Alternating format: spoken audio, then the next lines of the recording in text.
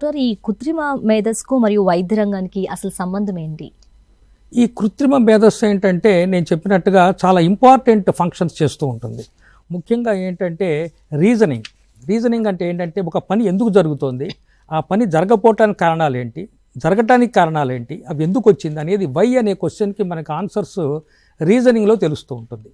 ఈ రీజనింగ్ అనేది మనకి చాలా చాలా చాలా ఒక ఇన్ఫర్మేషను మనకి ఆర్టిఫిషియల్ ఇంటెలిజెన్స్ ద్వారా మనకు వస్తూ ఉంటుంది, అదే కృత్రిమ మేధస్సు ద్వారా. అదేవిధంగా మనం ఒక రీజనింగ్ చేసిన తర్వాత నెక్స్ట్ కావాల్సింది ఏంటి, డెసిషన్ తీసుకోవాలి. మనం దాన్ని డెసిషన్ మేకింగ్ అంటాం. సో సెకండ్ స్టేజ్ అనమాట. సో ఫస్ట్ ఉన్న రీజనింగ్ అంటే ఎందుకు, వై అనే ఆన్సర్కి మనకి క్వశ్చన్కి మనకు ఆన్సర్ కావాలి. రెండోది ఏంటంటే డెసిషన్ మేకింగ్, డెసిషన్ ఎలా తీసుకోవాలి. ఇప్పుడు ఉదాహరణకు చూడండి, ఒక 90 ఏళ్ల పేషెంట్కి అతనికి ఏదో హిప్ డిస్లొకేషను లేకపోతే పడిపోవటం వల్ల ఏదో కాలు ఫ్రాక్చర్ కావటం జరుగుతుంది. సో అలాంటి కేసులో ఆపరేషన్ చేయాలా వద్దా, ఆ 90 ఇయర్స్ పర్సన్కి ఆపరేషన్ చేస్తే అది ఎంత ఉపయోగపడుతుంది, ఎంత హాని చేయొచ్చు.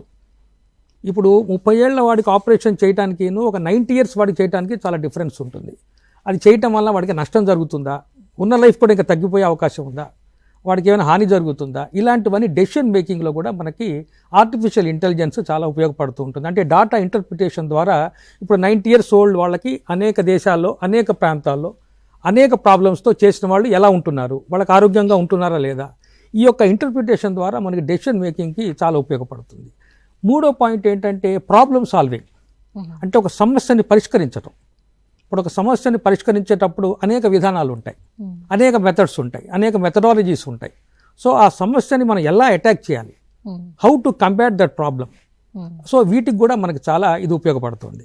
మెయిన్గా ఏంటంటే ఈ artificial intelligence it is a science of making machines which think like human beings. Okay, మనం ఒక మెషిన్స్ని తయారు చేయటం అనమాట. ఎలాంటి మెషిన్స్ తయారు చేస్తున్నాము, అది మనిషిలాగా ఆలోచిస్తుంది. అందుకని దాని డెఫినేషన్ ఈ విధంగా చెప్పారు. It is a science of making machines which think like human beings. ఆ మెషిన్స్ మనుషుల్లాగా ఆలోచించాలి. సో ఈ విధంగా చేస్తే మనకి ఏమవుతుందంటే చాలా చాలా విషయాల్లో మనకి క్లియర్గా ఐడియా వస్తూ ఉంటుంది. అలాగే ఈ యొక్క కృత్రిమ మేధస్సు కూడా ఒక మనిషిలాగే జడ్జి చేస్తుంది. ఒక మనిషి ఎలా ఒక విషయాన్ని జడ్జి చేస్తాడో అదే విధంగా కృత్రిమ మేధస్సు కూడా అదే విధంగా జడ్జి చేస్తుంది.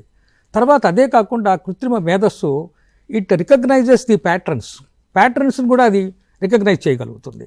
సో ఈ 5 పార్ట్స్ అంటే ఒకటి ఏంటంటే reasoning, decision making, problem solving, judgement like human beings, తర్వాత 5వది ఏంటంటే రికగ్నైజింగ్ ప్యాటర్న్స్. ఈ 5 యొక్క కాంపోనెంట్స్ ఎప్పుడైతే మిశ్రమం ఫామ్ అవుతుందో ఏ రకమైన సమస్యను కూడా మనం పరిష్కరించడానికి అవకాశం ఉంటుంది.